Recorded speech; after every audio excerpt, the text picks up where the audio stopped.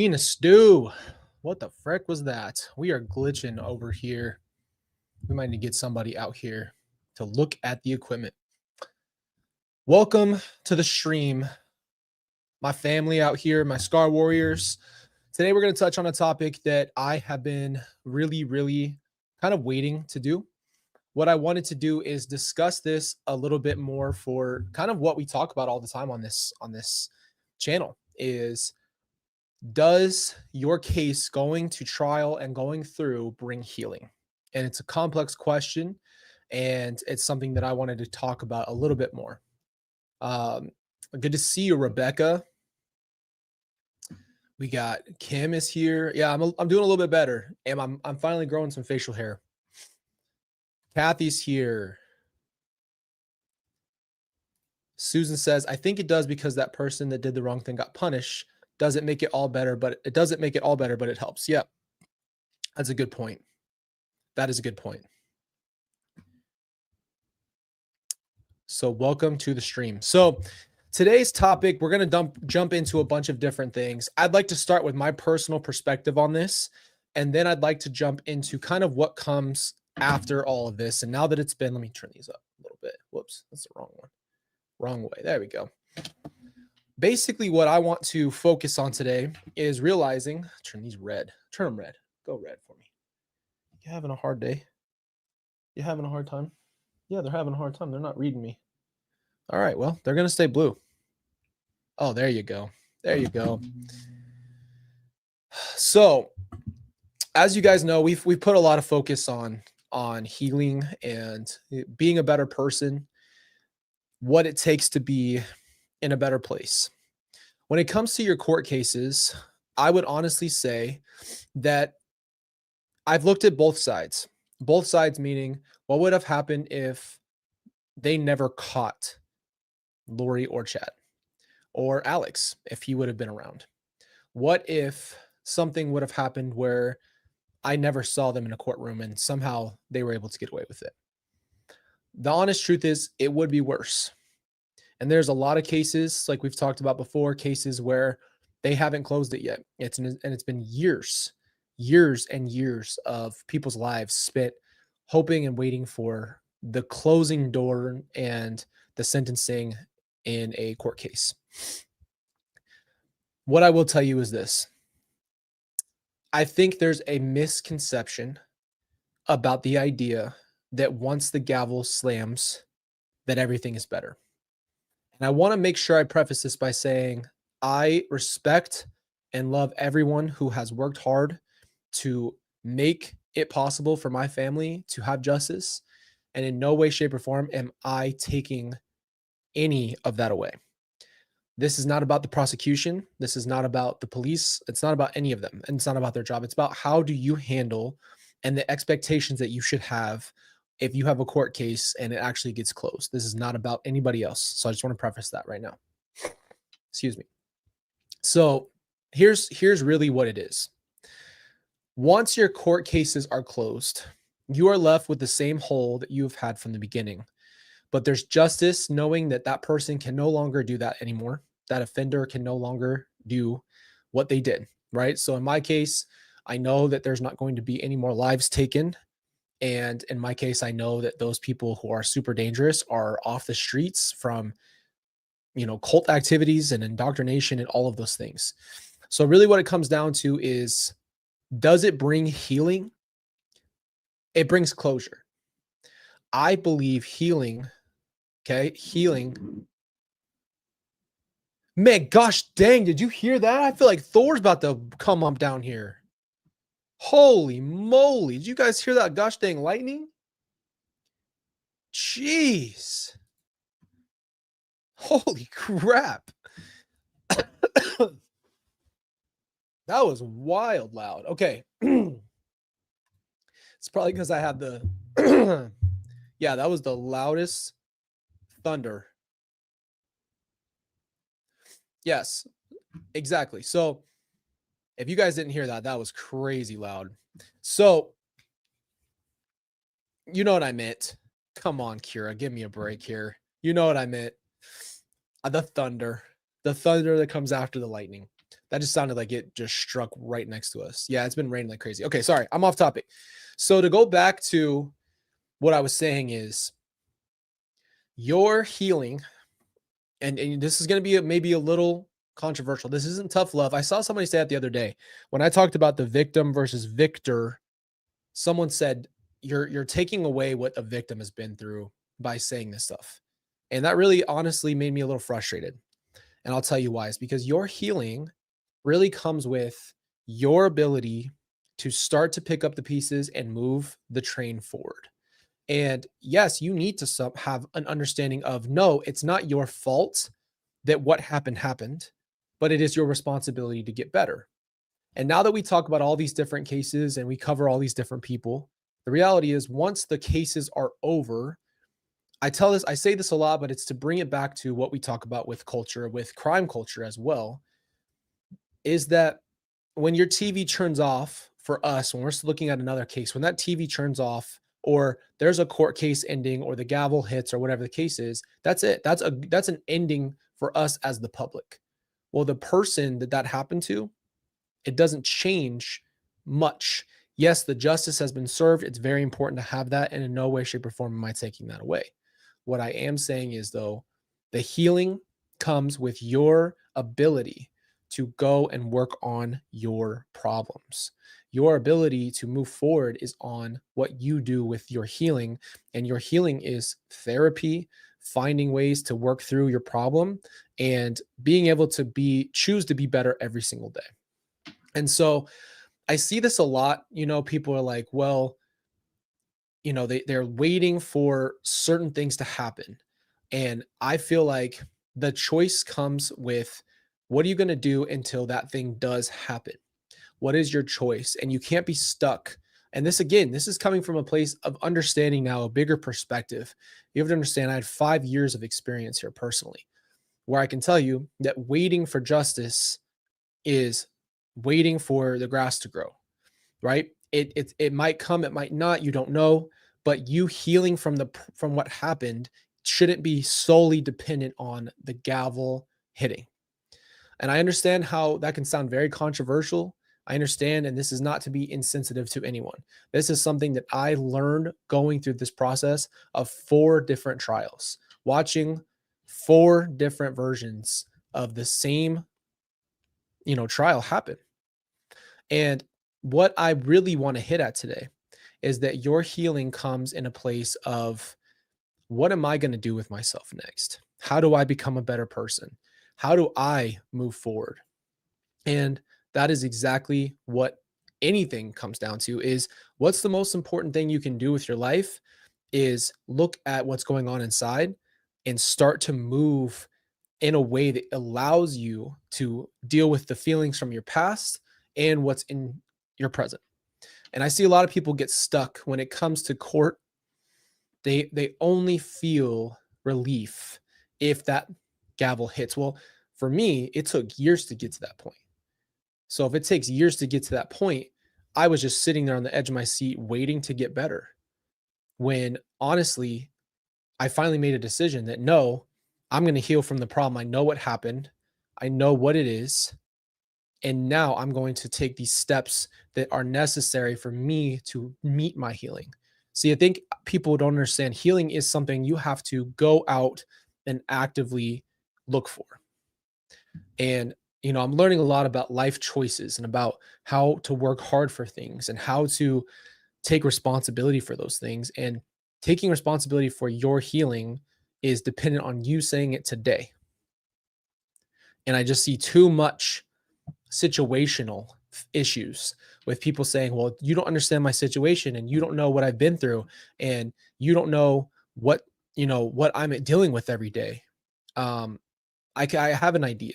I might not know exactly what you're going through, but I have an idea. And if I could talk to myself today, if I were me today and I could go back and talk to myself, the guy who was suffering and couldn't function as a human being, this is how I would talk to myself.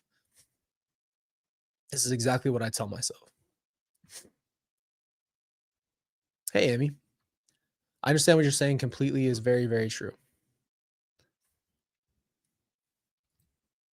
And that's the thing that's so controversial though in our time is we almost like it's not to take away the fact that victims are victims.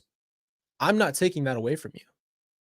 I'm not here to strip that title and say, "Well, you're just toughen up." I'm not saying toughen up. What I am saying is you will be stuck for the rest of your life until you make that decision. And so it's not to riddle son of a frick ridicule. Yeah, there you go. Ridicule you or make you feel like I'm hating on you or making you feel like you need to be better. This isn't David Goggins, where's the boat? But it is a little bit of a motivational understanding that, yeah, you have to make a decision for you. And I see this all the time, though, is like people, when it comes to cases, everything like hinders, like it almost scopes into justice. And in no way, shape, or form am I saying that that's wrong. But where's the healing until after? What do you do after the gavel hits? Guess what? The only thing that changed is that there's justice in the justice system and that person is gone. But what about you and your family?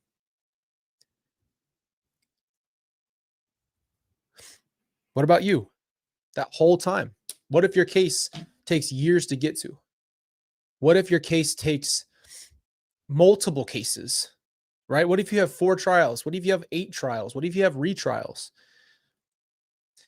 I'm getting at that when we talk about these things, the sensitivity that I have comes from a place of understanding for all of these people who are victims to these situations. But it's just like anything you do in life, like going to therapy is a choice, right? But there's a lot of self things you can do. And it's just recognizing in your day to day how you're functioning, checking yourself and really working with yourself and realizing that I could be doing better overall. And yeah, exactly. Robin says you need to heal so you can move on from being a victim to being a survivor. And that takes more than just time. Exactly. I don't like the idea. Okay. And honestly, I really don't like the idea of saying time heals all wounds. No, not really. Not really. If you really just let it all move on and say, well, it's been years. Okay. You might have a scar over that problem, but that's not really the solution. It's not a solution to just let it fly. Yeah, exactly. And everyone heals differently. But this is why we bring it up because I don't like that saying. That's a very, very false statement to say, well, you'll be good in 5 years. So I'm supposed to wait for 5, 6 years, maybe who knows? There's no time. There's no time limit on this. The hell are we talking about? Miss Woozy is very freezing when you realize, or freeing when you realize that people who harmed you no longer have any emotional power over you. I had one of those moments today when recounting a former friend's abusive actions. Exactly. This is what I don't think we understand. I don't think we understand the power of your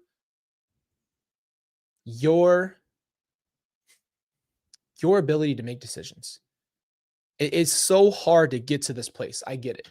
But this is like why I want to talk to other people who have been through so much and they know I can understand. And in no way am I being insensitive, but I have to tell you to free you out of the place of waiting for justice, that no matter when justice comes or doesn't come, you can heal in between all those things. And you get to a point where, and again, I'm going to get into something a little bit more deep, just so I can give you guys some perspective on why this also came up to me. Tess says, my family of friends who waited 26 years for justice, more so the closure of knowing what happened exactly, they had to find a way to keep moving. They started the Jacob Weltering Foundation to help others. That's beautiful. And that's a good point, right? That's a great way to move forward, is take control back in your life. And so we were at CrimeCon and there was a mom there, and she was on our panel. Well, she was on one of the panels and she was ahead of me. And so I got the privilege of listening to her speak. And she had waited 26 years. And again, by the way, I'm not criticizing her. Please listen. I promise you I'm going to get to the point. She was talking about how she never gave up on justice for her daughter. And I think that's exactly right. This isn't about the justice part of this.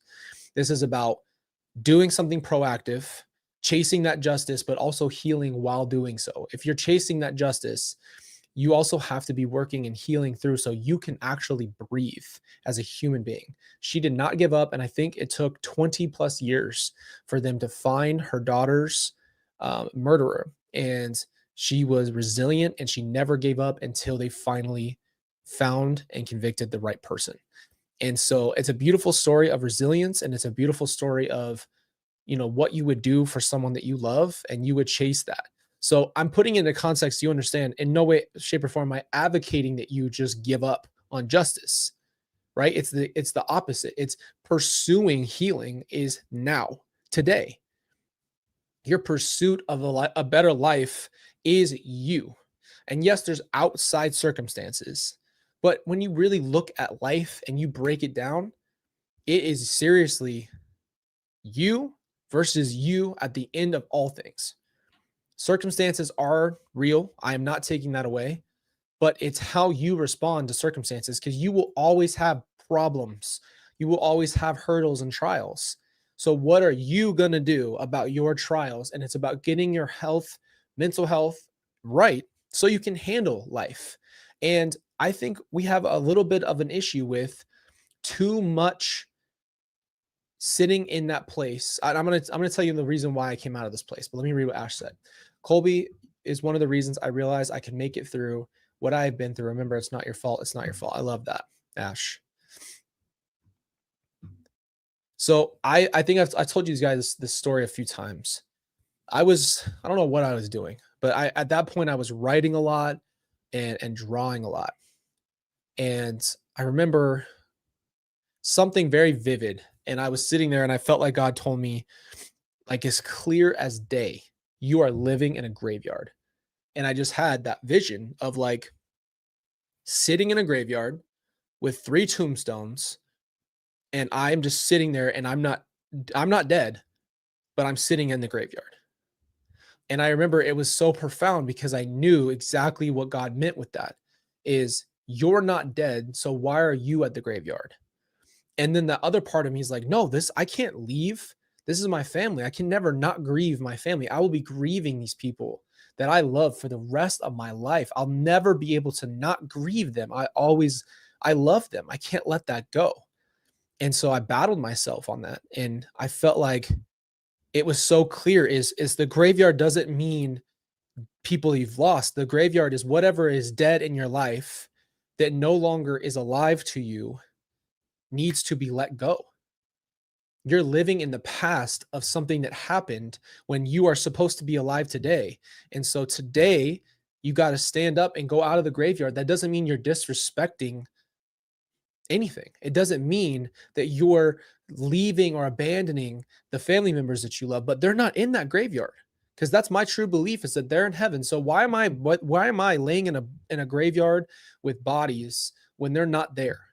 It doesn't mean that I'm disrespecting them by living my life.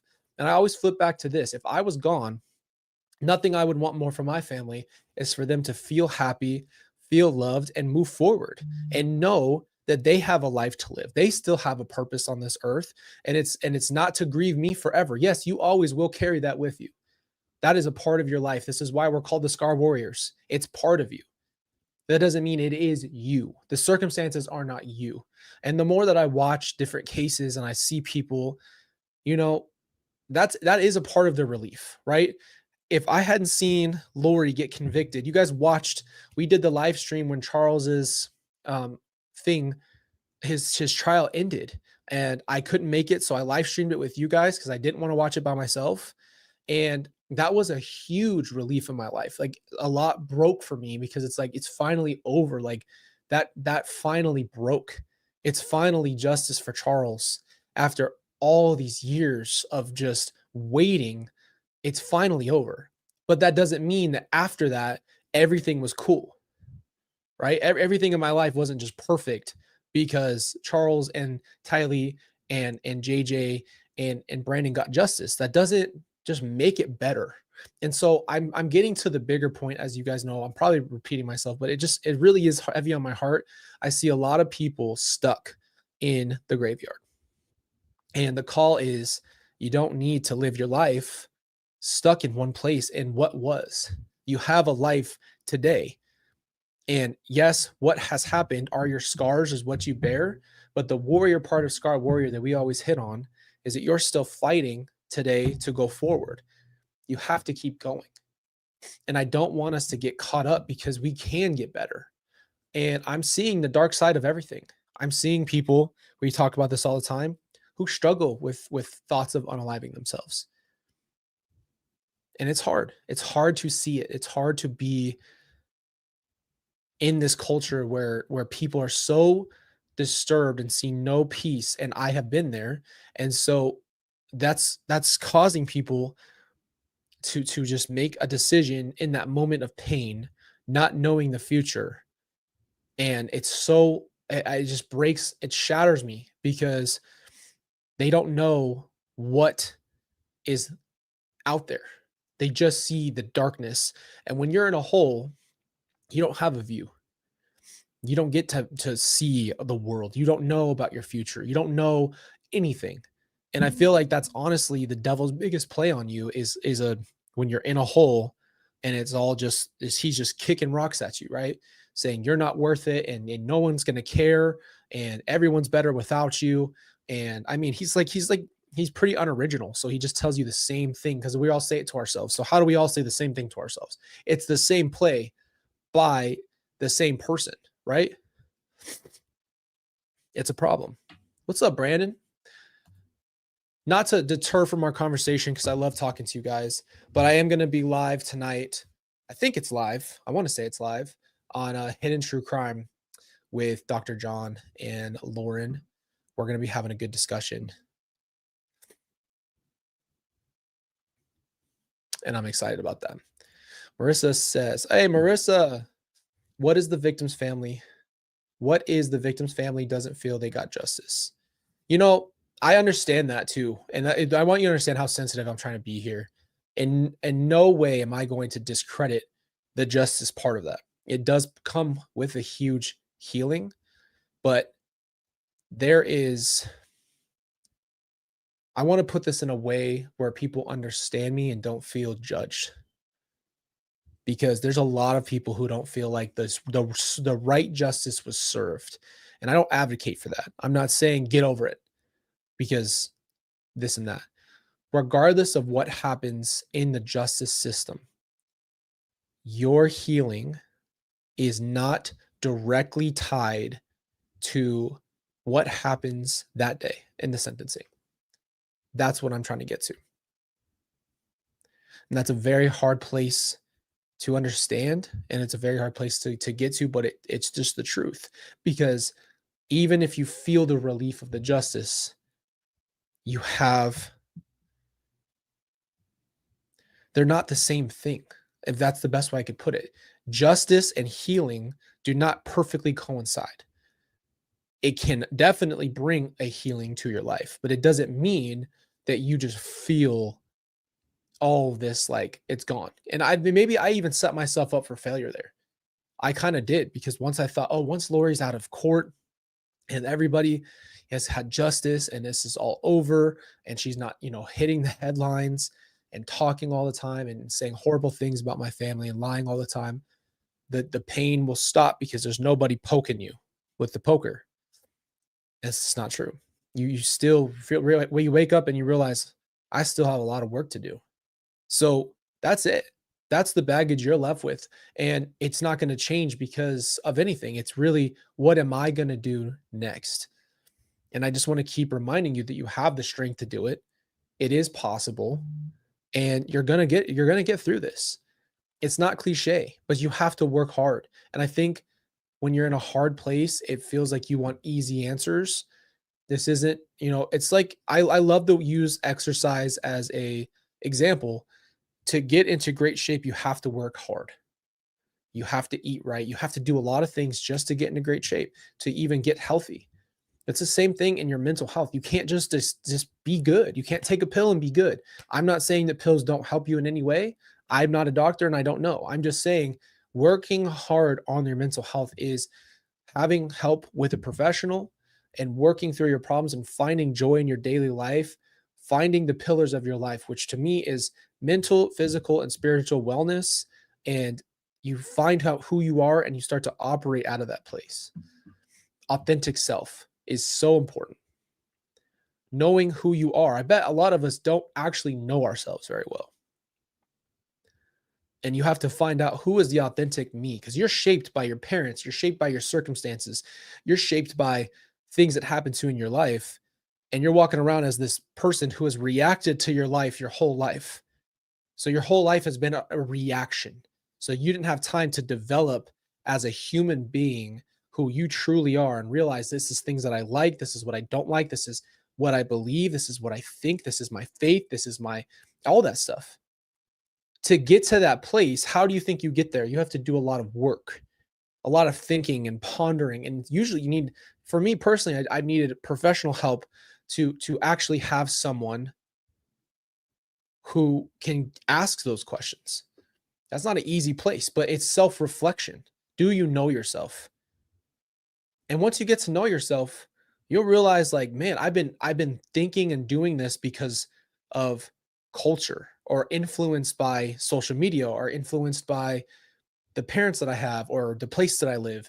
And you realize that a lot of your life is from influences and not choices you actually would make if you had a full. I'm not trying to sound like Kanye West right now when I say this. All right. And I love Kanye. Well, I don't love Kanye. Never mind. There's no disrespect to Kanye. Let's put it that way. Okay. Let me slow down. No disrespect to Kanye because I don't know who Kanye is. He rants, all that stuff. But you have to understand once you get to a certain point where you are aware enough, you are going to be a different person. But to get there, you got to swim through the crap. Michael Phelps. You got to get through it. You got to swim through a life worth of crap that is built. And until you get to that place where you're opening up and understanding who you are, then your decisions change. Tess says you learn your world perspectives from your family. You even see God from the ways you were raised. Exactly. But once you are truly looking into the proverb, I can't say it. I can't say it, Tess. Proverbial. I can't say it. Then when you take ownership and change, exactly. I'm slipping up today. I'm tired. Proverbial fricken. Frick this.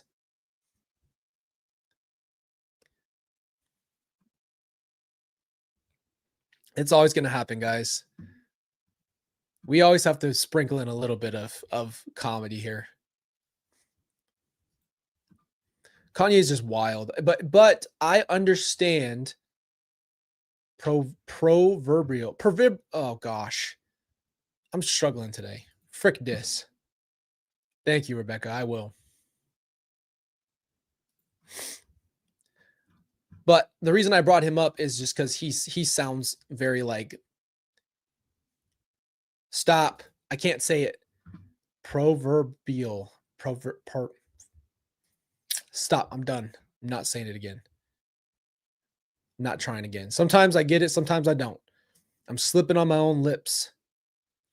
Anyway, Kanye West says some stuff. But I understand sometimes if you really listen to somebody like him, he's just trying to explain a thought with a billion words. I'm trying to make sure I get to the meat of it. That's why I said that.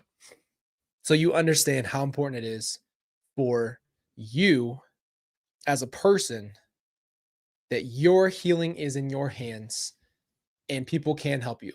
But today is a decision as always, right? It's the fork in the road. It's just like what we talked about on what creates a villain. You get to a fork and it's decisions and it's like can I work through this? It is yes, you can. You can do it. And that's what's so important is to know you have that power, but nobody really tells you that. There's not a lot of places who will tell you. It's more like motivational speaking, like you can do this.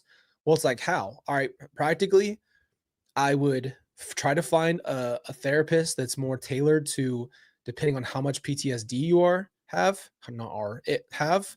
I'm struggling today, man. I'm tired for it. Uh, I have a hard time right now. Sometimes when I'm tired, I'm just slip on my words, man. I don't have a beard. I'm having a hard life right now. Okay, you can see me. I need to go back to therapy and work on myself. So I don't even know what I was saying. Oh yeah. If practically I would get a therapist, especially if I'm having bad dreams all the time, I'm having tons of PTSD. If you're having, it depends on what kind of therapy you need, but you have to be a little bit more specific, and you have to figure out where you fit into the therapy world, and then that stuff starts to, but you have to be open. It's like anything in life, you get out of it what you put into it. So when you go to therapy and you actually are trying, you're going to make those breakthroughs. And that's why I really wanted, a long time ago, I really wanted to watch what's the Boston movie, guys? You know I love it. Why do I always forget the gosh dang name of it? Good Will Hunting. I really wanted to watch Good Will Hunting with you guys, even though they cuss like sailors. It's such a good movie because it's one of the only movies that I know of that actually shows you what therapy works like.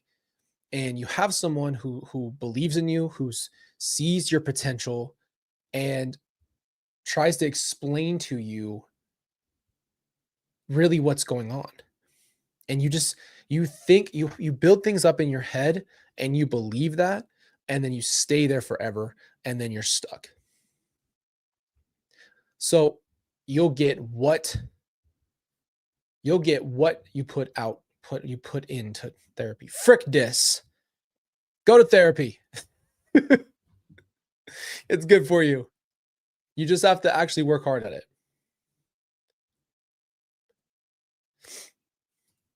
Tess says, I will always say first talk to someone. Therapy helps everyone. Then the best way to stop focusing on yourself is to focus on others.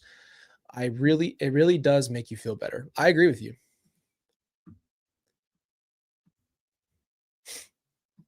A lot of people, though, are very against therapy, and I get that. Is it hard to meet someone and have a conversation and dive into the depths of your soul?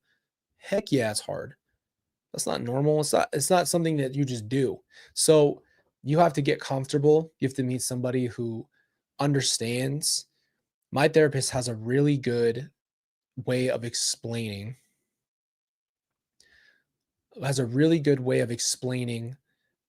things. When I'm telling her how I feel, she has a way of putting it into words where it makes sense. And so what you do is you understand what you're feeling. That's kind of the point. That's why it's helpful. It's really that's what breakthroughs are, is you understanding it for yourself.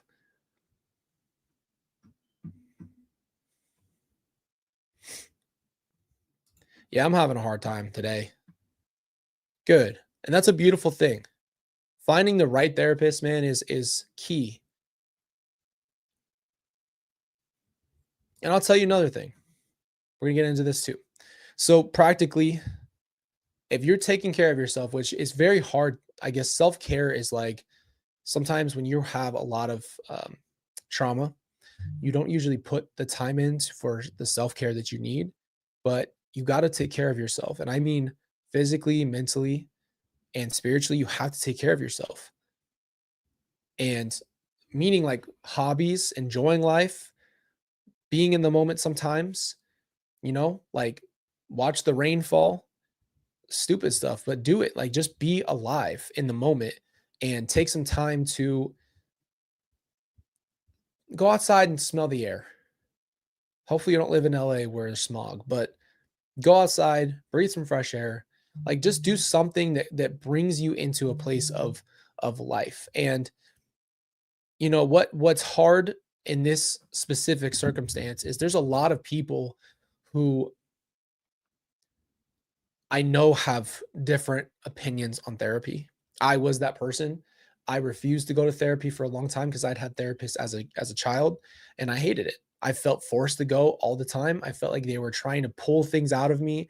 We moved so much. I had different therapists all over the world, and I just didn't want to do it. And so I quit therapy around 14 and didn't go back for a long time because I didn't believe in it. So I can attest to you that it's coming from the person who hated talking to people about my feelings. And now here I am on our channel talking about my gosh dang feelings and crying in front of people, which I never would have done.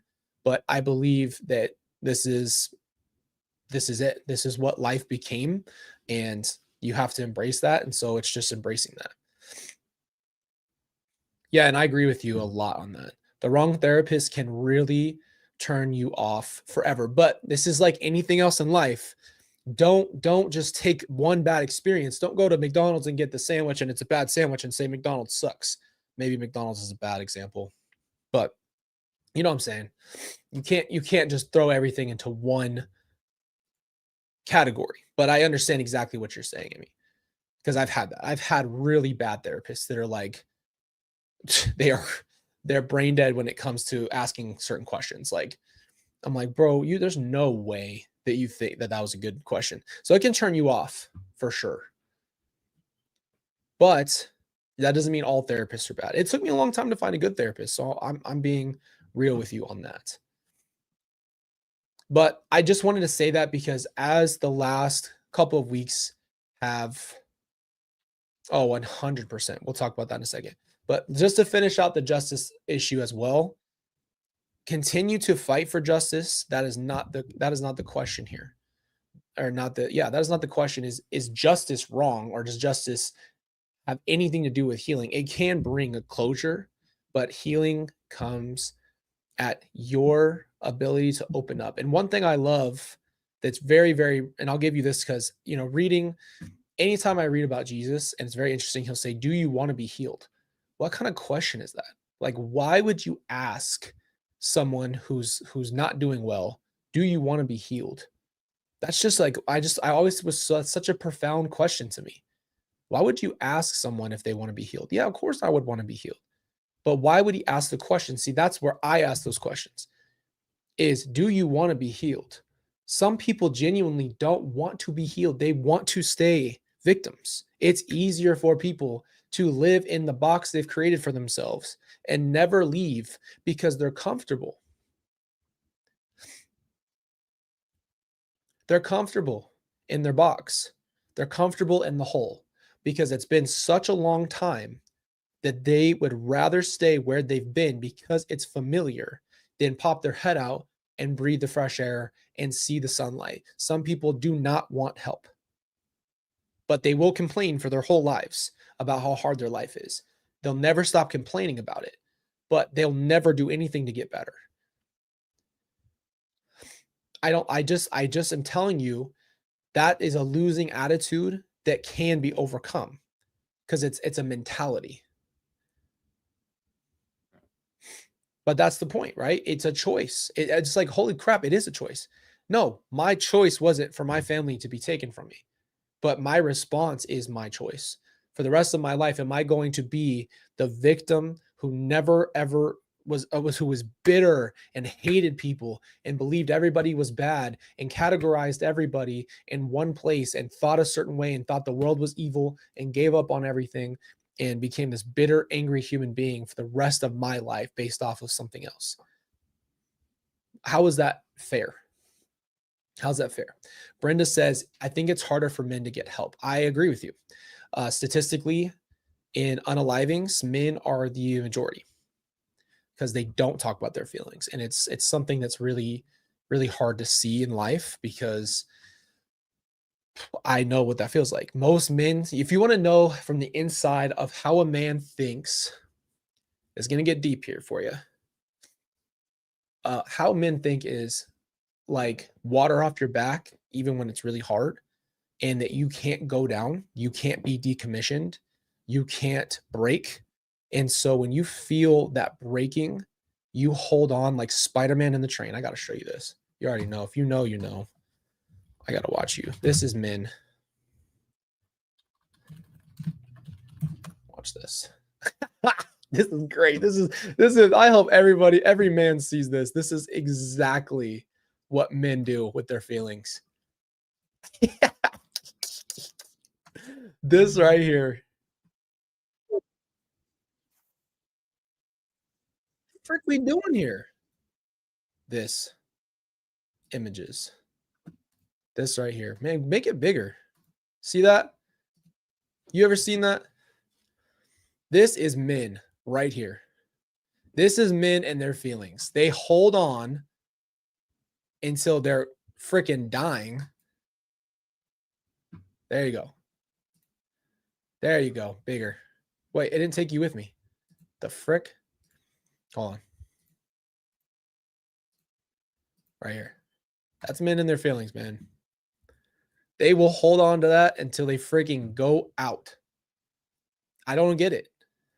But you know what the crazy part is that they'll do it and tell you they're fine. And then as they tell you they're fine, they're having the hardest time of their life and they don't have any plans on anybody helping them until they break. That's what's so hard. They will break first before. Thank you, Lulu, for that. And this kind of, I think I'm not gonna say just men do this. This is people who are in crisis. This is for people who are in crisis. So I don't want you to think this is just exclusively for men, but I'm just giving you an insight of how men usually work. Is that most men will not talk about their feelings. They will not open up about their feelings. They have they feel very misunderstood. I think men don't know if they're can be vulnerable and safe with their woman, and it's not the woman's fault. It's usually the man doesn't believe that the woman can handle his feelings. And I believe that men also feel like they just can't break. There's no room for break. The problem is men go till they break, and it's like they'll run that truck down until they break. And again, that's not healthy, and that's a recipe for what happens with a lot of men is they break, and unfortunately that breaking is them unaliving themselves. So it's the worst feeling ever when you're alone in your feelings. And I want this channel to always reflect this because I don't hear it in a lot of places. I just don't hear the discussion enough. Lulu says this hits close to my heart. My best friend just lost her son to this, and I'm trying my hardest to be there for you in any way. Please reach out for their resources. Never too late. Yes, it's never too late, and that's coming from a place of I understand exactly what that feeling feels like. And I want people to know that your life can change. Your life can get better. It will change. And you don't need everything to change to be better. It's not circumstantial. And I hate that thought that circumstances have to change for you to get better. The reality is you know what you're made of when it all hits the fan. And I'm not trying to say that in a tough way. I say that in a real way. You're going to find out who you are when your life gets to the lowest point. And what the devil's going to try to tell you is you can't do this. And you're going to get all these horrible thoughts that you're not strong enough, that you're not built for this, that you're too sensitive, that you can't make it, all this stuff that overwhelms you to the point where you think everything has to change. It's not true. You think I haven't heard all that in my head? You think I haven't said all that to myself? I know exactly what it is. And now I'm in a place where I can help others because I've overcome this mountain. So I of all people, I would be the last person to be sitting here talking about this. The last one of all people on the planet Earth to be talking about you can do this. I was not that person. I was the one who was ready to do it because it was too much and I was ready to quit. I said, frick this, I'm out. This is too overwhelming. I remember one of my main things I said in my prayer is I remember praying and saying, I'm a human being. I don't know what you want me to do. Like, I don't know how much are you literally just seeing how much can this dude take? Is that your plan? I just remember thinking that. I'm like, what is the point? What do you want me to do? Why do you want me to overcome this? Like, what do you expect from me? What do you want from me? That was my prayer. Those were my thoughts. And now I get the pleasure and opportunity to help other people. So that is the point. And other people have the people who have been through the most, I feel like are usually called to talk to the majority of others because not many people are vocal about these places. So this is all about being better today. You are worth everything. You deserve to be here and you can change your life at any point. And I'm going to say something even crazier and you can think what you want about it. But this applies to people like Chad and Lori who could completely flip their life around and say, I am sorry. And I did this and this is what it was. And this is where I was wrong. And did all these horrible things. And it could completely turn that corner and change. And that's what is life is all about is people can, I'm not saying it'd be this huge redemption arc that everybody would love them, but I'm just saying people can flip it. If they would do that, that would be a change for them. So it extends to everyone on the planet Earth, but it's a choice, right? It's a choice. And that's what life is all about. And every day is choices. And when you make the wrong decision, that doesn't mean that you are horrible person. It doesn't mean you're brought into your core. It just means you're a human being. Exactly. You know what's crazy? I feel like I'm about to preach. So if you're not into it, I get it. But I feel like I have one thing to say that I finally learned that finally hit me was your whole life isn't about trying to be a good person and a perfect person and do all these good deeds. It's how much effort are you putting in when you fall? And I feel like that to me finally made sense when it came to like belief in Jesus is like, oh, he's not telling me to be perfect or try to be a better person all the time or this and that. It's like just effort, just trying because nothing I do is going to make up for what I already have as far as faith goes, right? Like I'm not going to make my way to heaven. I can't pay that toll. I can't pay that price. That's not for me to pay. So you want to talk about your life is not about being a good everything's perfect. I have to strive for perfection because people struggle with that too. Is like perfection is not attainable. That's not something you should be trying to attain is perfection because it's not the point of life. And so you realize that brings grace to your life. That brings a grace to your heart and your soul that your job in life is not to be perfect. It's just, are you trying? And when you fall, are you trying to get up? And other like times you need people to help you. So you need someone to help you up. And that's what the community is for. That is what we are for, is to help you up. We're all here for that. But it's a beautiful thing because it applies to your life on who you are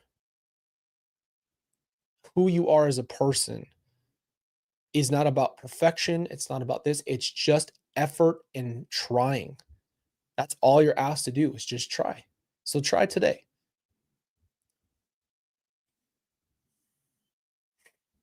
Yeah, exactly. Follow an example. But you being perfect doesn't exist. The perfect version of you does not exist. You're a flawed person, and that's the beauty of it all. It's not, you're not being asked to do something you can't do. You've never been asked to do something you can't do. That would be very unfair, wouldn't it? That'd be very unfair for God to ask of ask that of us is to be perfect because we couldn't do it.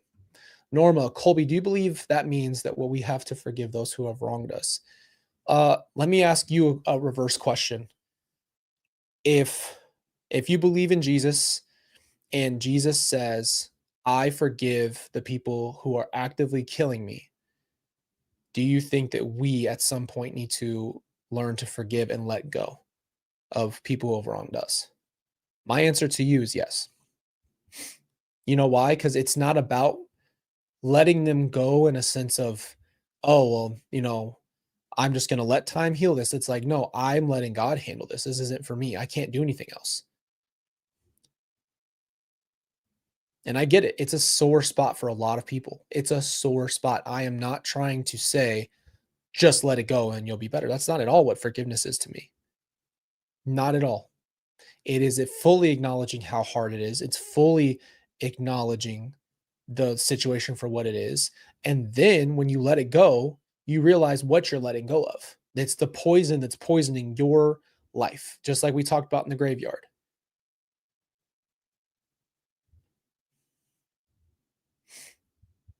It's allowing God to be the one who holds that person accountable. And you say, I am able to actually say that this is no longer a burden I'm going to hold.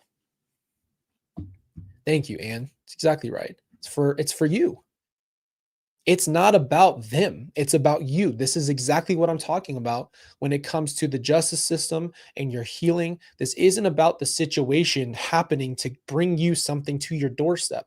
This is about you being able to go out and say, it is my choice. I'm going to forgive.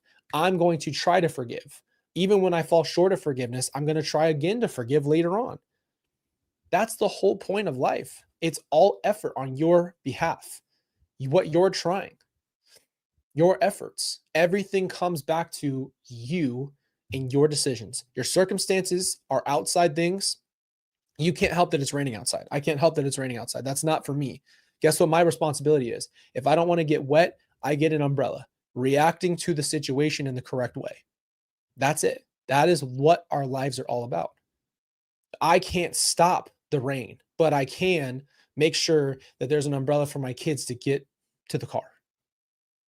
Right? Like that is it. That's the example I'm trying to make, is that justice and the justice system can bring you a certain amount of closure, but it will never bring you full on healing.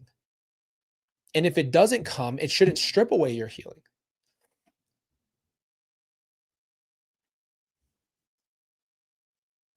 That's the whole point of everything right here. I understand people are suffering today.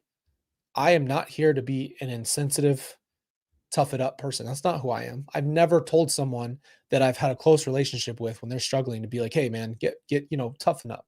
Be a man or, be a grown woman, be a grown man." That's bull crap. That's not what I'm here to do. My life didn't change till I accepted the problems that I had. I didn't accept Lori for who she was after that interview. We just talked about that the other day. That's when my life started to make strides. Because I was like, "Oh, okay, this is what it is." That's why we say that the saying on our channel all the time is, "It is what it is," because it truly is reacting to a situation. You cannot change Lori. What if I spent the rest of my life trying to reform Lori like I was for years? What if that was my life's mission still? I thought, "Oh, I can get to her. I can pray for her. I can help her. I can change her. I can make this better." It's not my decision to change Lori. That's not my job. God didn't tell me to go change her. That was my thoughts. Yeah, and you know what, Stacy? This is a really good point, and we need to talk about this too. Part of life is feeling. If we shut off feelings, will we really be living? Have you guys ever watched Vampire Diaries?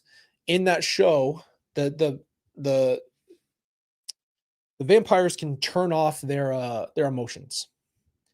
And I think that's an interesting concept to bring because it's pretty accurate to, I think, human beings. We choose to kind of turn our emotions off. And it's very real. It's very numb state. It's a survival technique and it's very common. People turn their emotions off and they uh they just shut it off. They just turn off and they just stop living. Like I talked about, I stopped living for a long time. I remember on my 27th birthday, I just remember thinking to myself, how in the world am I 27? Like I felt like I time jumped from 23 years old to 27. Like all of that time felt like it was gone. All right, Kathy. Have a good dinner. Love you too.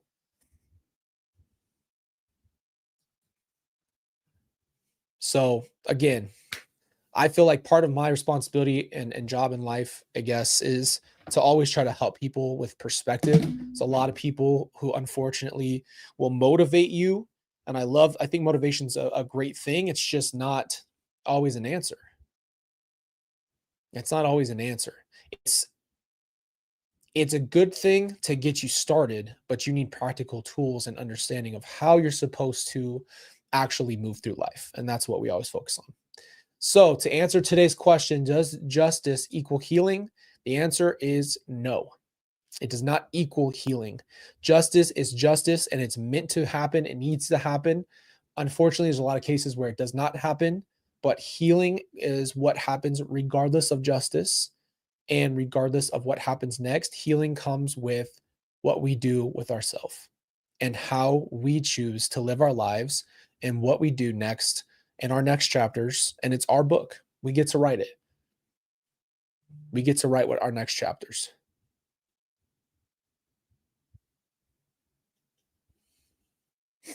That's all I wanted us to get to today and know is it's so important to have that and realize that.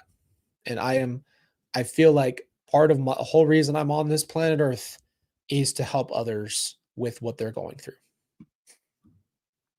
and to have some fun sometimes and not be able to talk.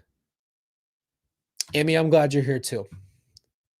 You can see there's a lot of amazing people who are here who understand that this is the roller coaster of life. It's the up and downs.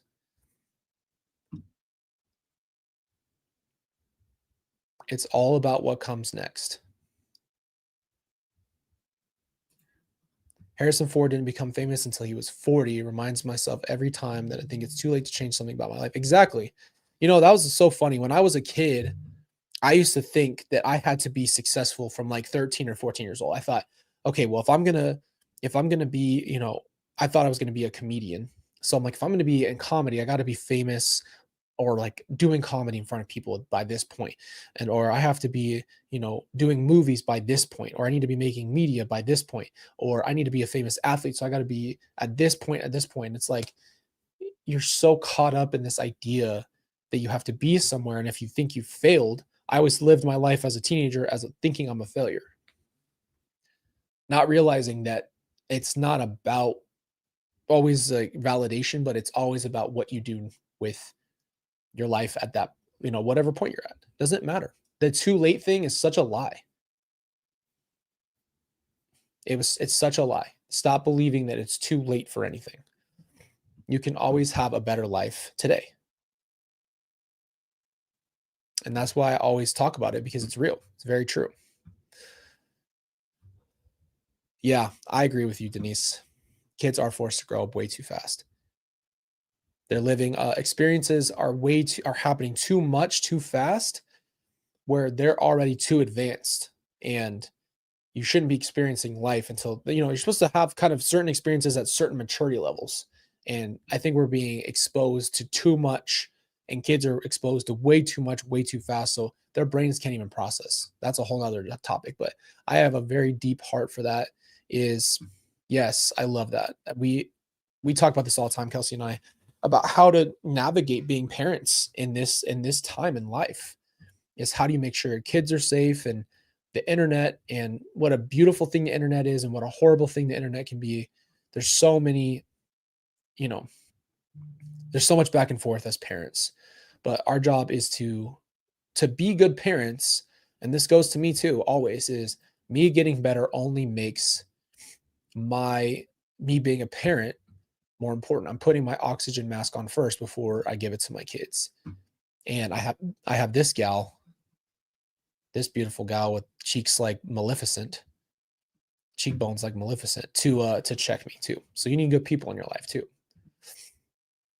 But it really just is about choices.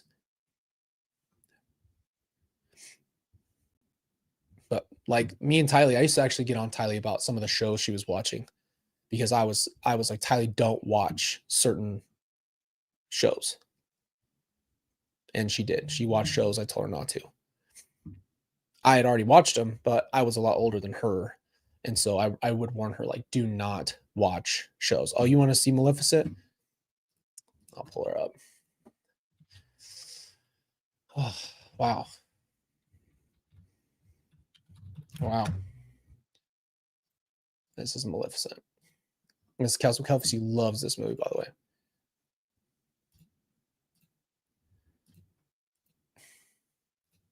There you go. Wait, see, you know what's so frustrating? It doesn't pull up the new tab, so you guys don't even see the thing I'm saying. You don't see it. It pulls up a new tab and it doesn't share. Here you go. That's Maleficent. She didn't got them cheekbones. That's a good movie if you guys haven't seen Maleficent.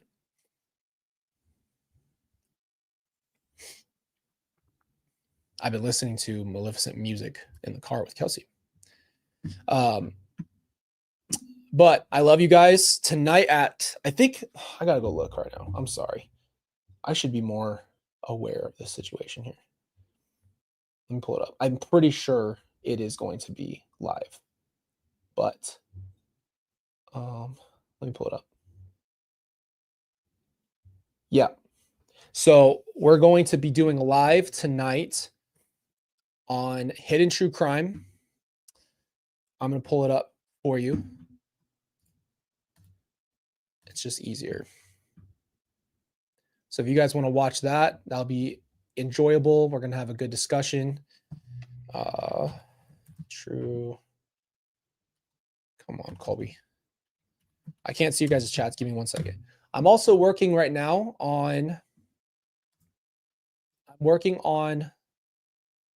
getting us on OBS, if you guys don't know what that is. So it's going to be a little different going into the next stream because I've had some serious issues with tech on here. So just random thing to tell you. All right. But this is going to be our live tonight. So it's going to be live with Hidden True Crime. There's a chat up right now. You guys can go watch it.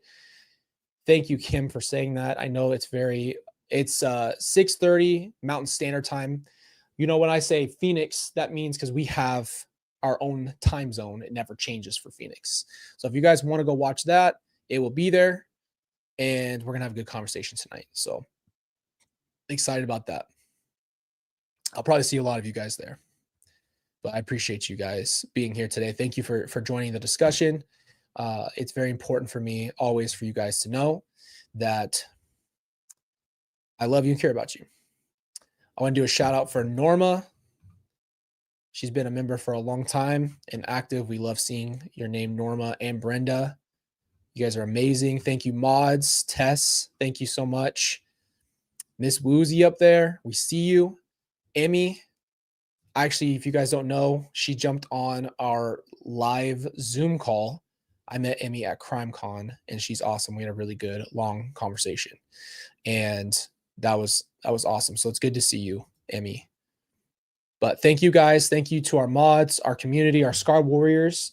You guys are joining a conversation that I hopefully think that is life-changing for people. I hope more people are able to join us in conversations like this, even when it's hard. And, you know, it's been amazing. Kristen, you're awesome. Thank you. Michelle said, please say happy birthday to my granddaughter, Belle. Happy birthday, Belle. Hope you have an amazing birthday.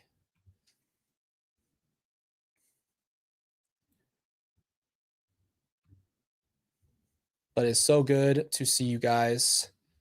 And tonight we'll be live over there on their channel. So that's why I showed you guys that. So I'll post for you guys after this. So you guys have a link. And hopefully if you guys can make it, we'll see you over there. Appreciate you guys, man. Love you. And if you are coming tonight, I better see some comments. I better see you guys there because I love seeing you. All right. Love you guys.